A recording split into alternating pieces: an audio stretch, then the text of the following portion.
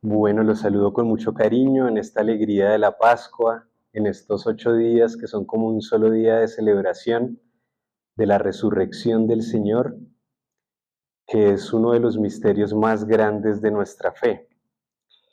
Y voy a hablar de esta charla, voy a iniciar con esta charla que tiene el título de la redención, la resurrección del corazón. Y voy a pedirle al Señor su palabra. Voy a leerles del Eclesiástico en el capítulo 48, versículo 1. Entonces surgió el profeta Elías como un fuego, su palabra quemaba como antorcha. Él atrajo sobre ellos el hambre y con su celo los diezmó. Por la palabra del Señor cerró los cielos e hizo también caer fuego 3 veces. Qué glorioso fuiste, Elías, con tus portentos. ¿Quién puede vanagloriarse de ser como tú? Tú que despertaste a un cadáver de la muerte y del abismo por la palabra del Altísimo, que precipitaste reyes a la ruina y arrebataste del lecho a hombres insignes, que escuchaste en el Sinaí la reprensión y en el Horeb las sentencias de castigo, que ungiste a reyes para tomar venganza y profetas para que te sucedieran, que fuiste arrebatado en un torbellino de fuego, en un carro de caballos de fuego, que fuiste designado para censurar los tiempos futuros, para aplacar la ira antes de que estallara, para reconciliar a los padres con los hijos y restablecer las tribus de Jacob. Dichosos los que te vieron y se durmieron en el amor, porque también nosotros viviremos. Palabra de Dios. Pues pensaba ahorita en el título que tenemos este misterio acá en la comunidad de lanzarnos desde el Espíritu sin preparar mucho las charlas que el Señor nos inspira en estas vigilias. Algunos las preparan más, otros menos. Y ahí ese don que tiene Marino, ¿no? Como fundador de desde el Espíritu, lanzarse. Y cuando me propusieron dar la charla hoy, entonces surgió ese título de la resurrección del corazón. Y no sabía muy bien qué significaba, pero pues así estaba puesto el nombre. Y ahorita en la adoración sentí con mucha claridad que la Eucaristía, este pedazo de pan que es Cristo vivo, realmente vivo, es el corazón de Cristo. Entonces la redención o la resurrección del corazón realmente es hacerse Eucaristía.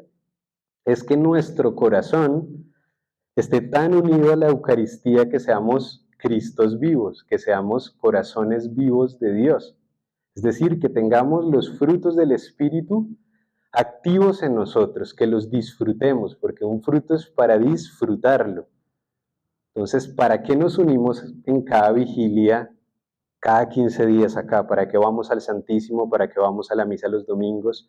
¿Para qué nos levantamos y hacemos oración o en la noche? Sino para que nuestro corazón sea otra Eucaristía. Es la única meta, el único fin que debe tener nuestra vida es ese, ser otro Cristo.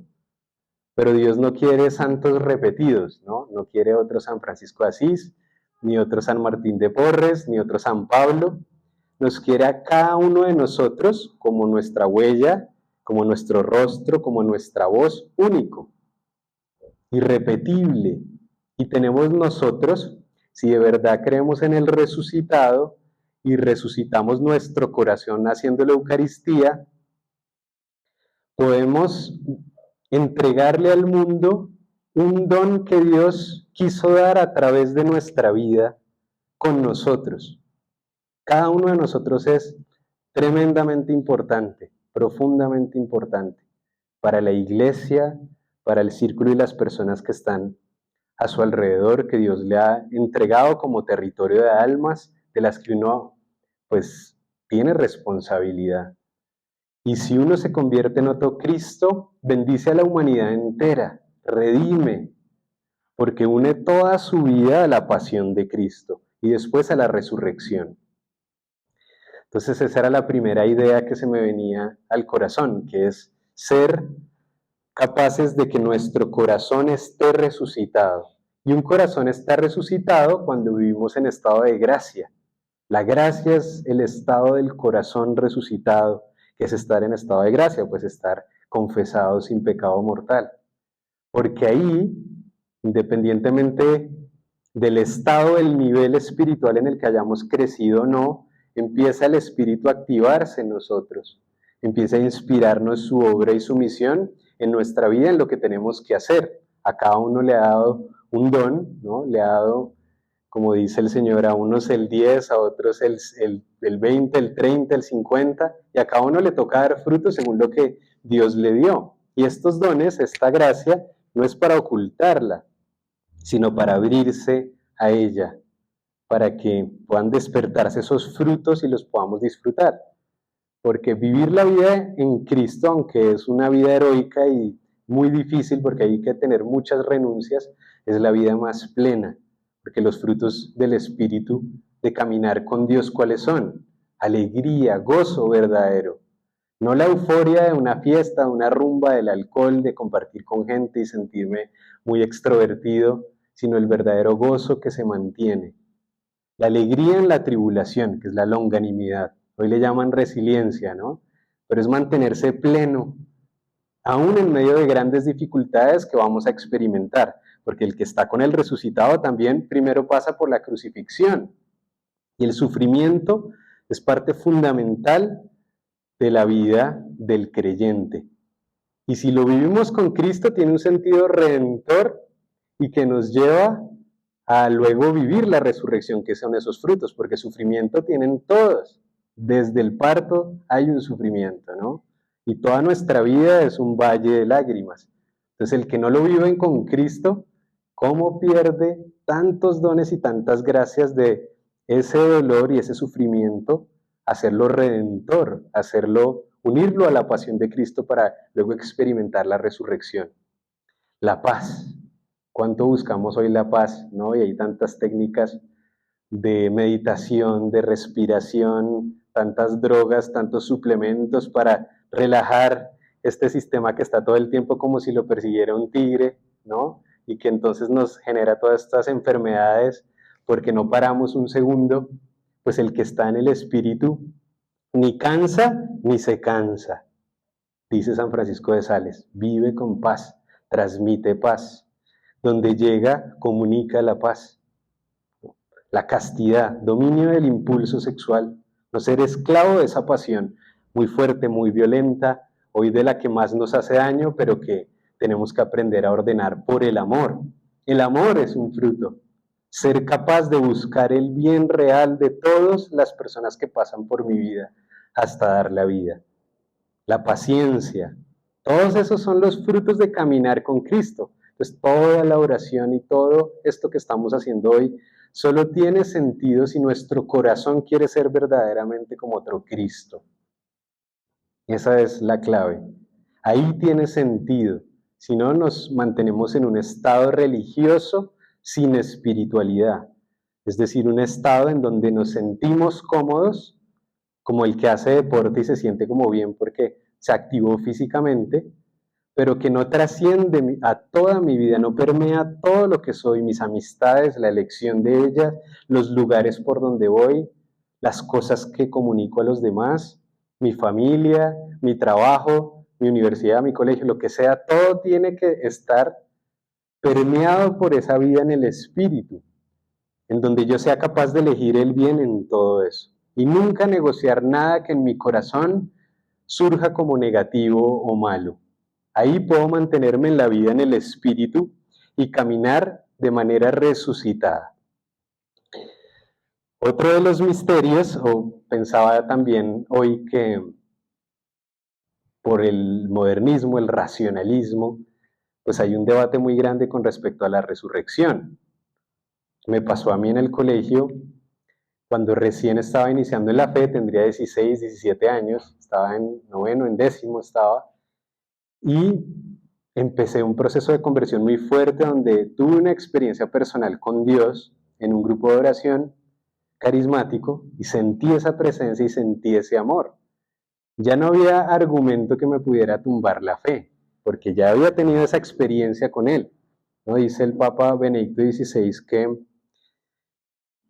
el cristianismo, la fe católica, no es una filosofía de vida, un sistema de ideas, sino es un encuentro personal con Dios, que uno experimenta el amor de Cristo y lo lleva a uno a cambiar su vida y a querer estar más con Él.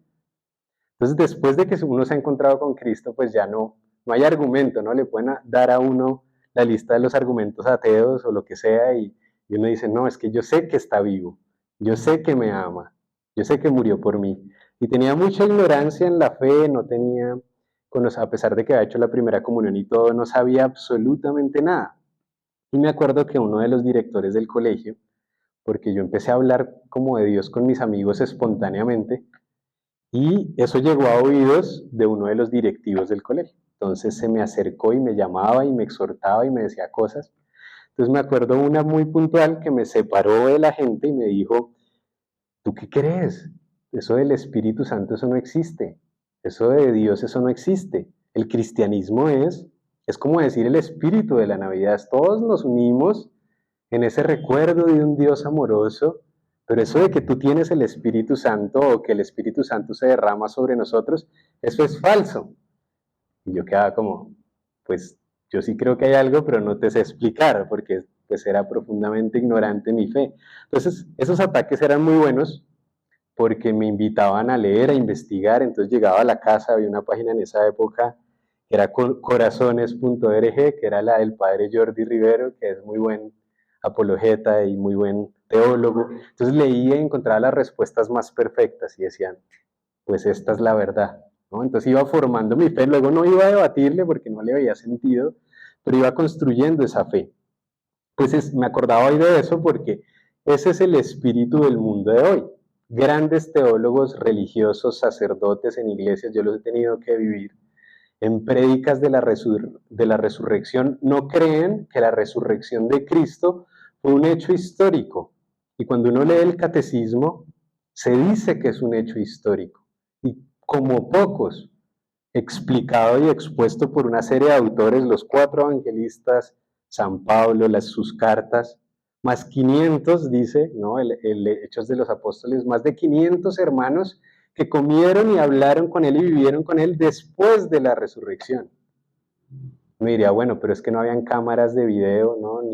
Ni para le tomar una foto al resucitado que decían, meta su dedo en mi llaga y que comía con ellos porque decían, pero este es Jesús, y no lo reconocían porque estaba transfigurado, es decir, con la plenitud de la carne que iba a tener eternamente, y entonces pues se les hacía muy raro y entonces él terminaba y les decía, bueno, denme algo de comer porque no me creen que no soy un espíritu, es mi cuerpo, pero resucitado, ¿no?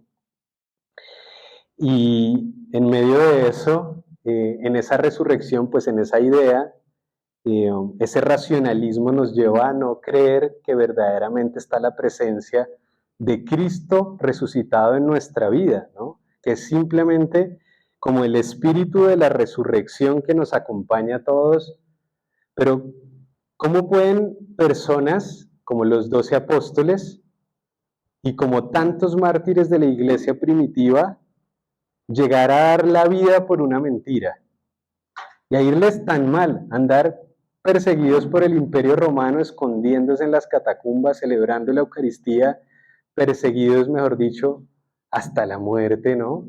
Por una mentira. Nadie da la vida por una mentira.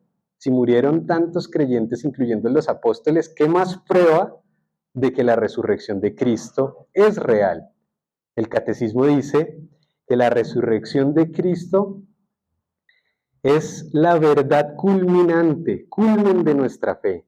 En esa resurrección de Cristo quedan como satisfechas todas las promesas del Antiguo Testamento y todas las promesas o palabras difíciles que el Señor decía y que no se le entendían, porque tengo que ir al Padre, ¿no? Y porque tiene que morir el Hijo del Hombre. Y los apóstoles quedaban confundidos y le debatían a él. Todas esas palabras quedan claras cuando resucita Cristo. Entonces, pues creo que es importante siempre que se hable de la resurrección en estos tiempos modernos, en donde hay tantas personas que no creen verdaderamente en la resurrección de Cristo, proclamarlo a los cuatro vientos que sí resucitó y que en eso se cimienta nuestra fe. San Pablo lo dice. Si Cristo no resucitó, vana es nuestra predicación y vana es nuestra fe. No tiene sentido. Y no tiene sentido predicar sobre la resurrección de Cristo, verdaderamente. O sea, hablar de que un muerto resucitó es un absurdo total para el mundo. Y le pasó a San Pablo, ¿no? Se paró en Hechos de los Apóstoles, en Atenas, en el Areópago, donde se paraban los filósofos a predicar con toda la elocuencia y la maestría, iban por turnos, ¿no?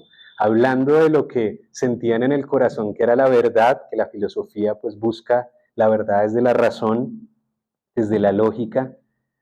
Y dice que San Pablo se inspiró así con el Espíritu Santo, no le dio temor, se paró ante todos y empezó a hablar de Jesús. Y todos estaban admirados de la manera como hablaba. Y en un momento les habló de la resurrección. Y ahí todos se le rieron y le empezaron a decir, ahí sí, eso te escuchamos después, ¿no? Y se le burlaron. Unos pocos dice que se le acercaron y se bautizaron en ese día, muy pocos. Pero gracias a esa predicación, la iglesia ortodoxa que está allá y la iglesia católica presente allá es de la más fuerte, de la que más proclama la resurrección de Cristo en esa zona de Grecia, ¿no? Increíble lo que puede hacer las palabras de alguien que con amor las predica en un lugar donde parece que no va a dar fruto. Entonces, hablar de la resurrección a gente que no es creyente va a ser un absurdo. Pero como el Espíritu es el que conoce el corazón de las personas, no tenemos que tener temor, porque al final no son las pobres palabras que uno pueda decir, no es la elocuencia del predicador o la ciencia o el conocimiento, sino es el amor de Dios. El amor de Dios escoge corazones porque quiere sembrar en ellos la verdad.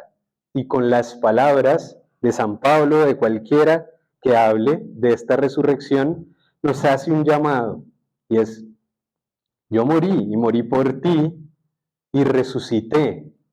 Morí, me sacrifiqué por amor para redimirte, para perdonar todos tus pecados. Y resucité para ser esa puerta que abre el cielo a toda la humanidad. Por eso Cristo se habla como la puerta estrecha, porque nadie había en el cielo antes de él. Qué misterio tan grande. Antes de la resurrección no había nadie en el cielo, solo los ángeles. Porque nada que fuera impuro o nada que es impuro puede entrar al cielo. Entonces, Él nos redime y con su redención y con la reparación que cada uno de nosotros y las almas tuvieron que hacer en el seno de Abraham, antes de Cristo, en el purgatorio, entonces pudieron entrar después de Él.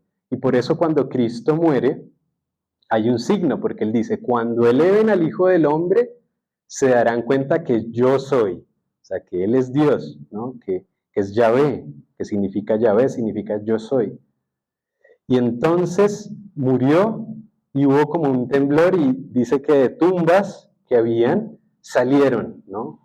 Como que es como si hubieran resucitado también ciertas personas que estaban ahí, ¿no? Como en la espera de ese momento tan trascendental que era la pasión del Señor. Entonces, esa resurrección es esa invitación continua que nos hace el Señor. Esa esa gracia tan grande de que nuestra vida tenga pleno sentido. Platón, uno de los grandes filósofos clásicos, decía que la vida eterna tiene que ser real, decía él, ¿no? Antes de Cristo.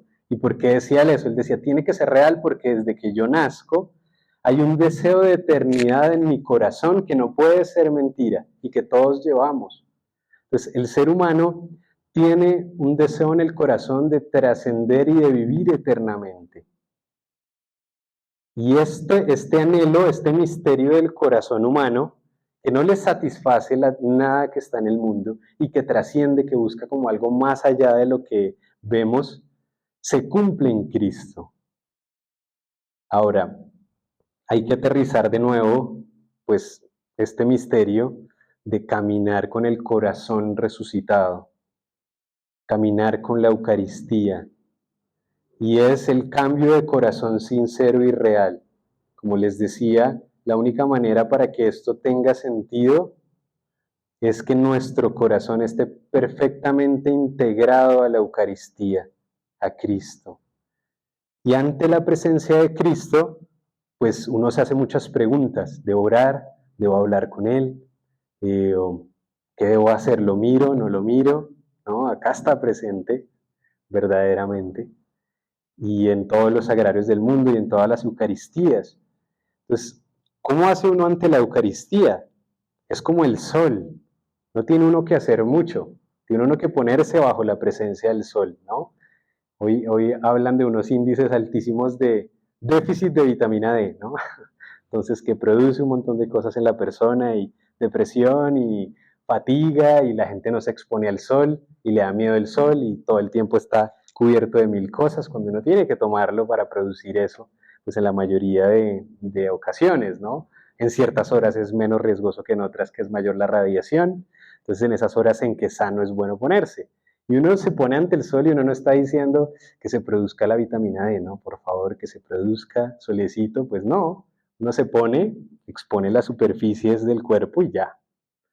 Es lo mismo la Eucaristía, uno se pone ante Él y su presencia nos inunda, nos abarca, es como una ola de amor, como un corazón que va latiendo, que surgen esas ondas que nos cubren, que nos sanan, que nos tocan, que nos permean y sabe todo lo que nuestro corazón anhela y conoce todas nuestras heridas y sabe lo que más necesitamos de verdad, sabe cuánto tiempo nos queda y sabe y nos quiere dar también todo el amor que tiene por nosotros. Entonces uno ante su presencia tienes que abrir el corazón y hacerse bien chiquito para que el Espíritu pueda habitar en el corazón, reconocer la nada. Pues Señor, soy nada, miseria y pecado, y te necesito. Y en esa humildad entonces ese corazón resucitado se puede posar en nuestro corazón y empezar a latirearnos el amor.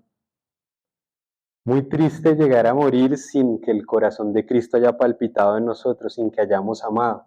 Y lamentablemente la mayoría de personas hoy mueren sin haber amado ni un poquito, porque el amor verdadero es una cosa muy diferente a lo que se nos predica hoy como amor. Entonces, Él ya sabe lo que anhelamos, Él ya sabe nuestros proyectos y deseos, y primero nos dice, nada de eso que tú sientes que te va a hacer feliz. Cada uno puede pensar en este momento, ¿qué me haría feliz? Si en este momento yo tuviera esto, sería feliz. Entonces unos piensan, el día que me case, el día que tenga hijos, el día que tenga este sueldo, el día que tenga un trabajo, el día que mi mamá se sane de este cáncer, el día que tantos deseos y anhelos buenos, no es que sean malos, ¿no? Pues hoy Dios nos dice al corazón, y es lo primero que siempre nos recuerda, nada de lo que es terreno te hace feliz, nada, absolutamente nada. Lo único que nos hace plenos es el amor, y el amor verdadero. Y ese amor no lo podemos vivir si no entramos en comunión con Él.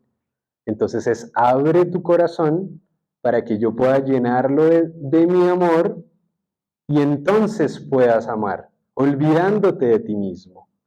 Porque el que busque su vida, la perderá. Si yo estoy en mis negocios y mis sueños y mis metas, construyo una defensa, un monstruo de vida como un narciso, hasta diagnosticado seguramente, ¿no? Donde solo me estoy buscando mi placer y mis bienes y lo que yo quiero. Y eso no es, sino es lo que Dios quiere para mi vida, que es muy diferente, ¿no?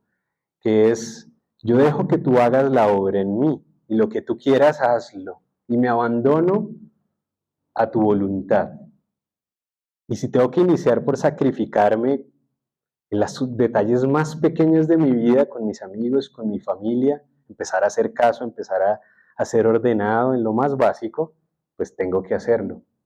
Y a partir de ahí el Señor va construyendo su vida y no el monstruo de vida de la propia voluntad.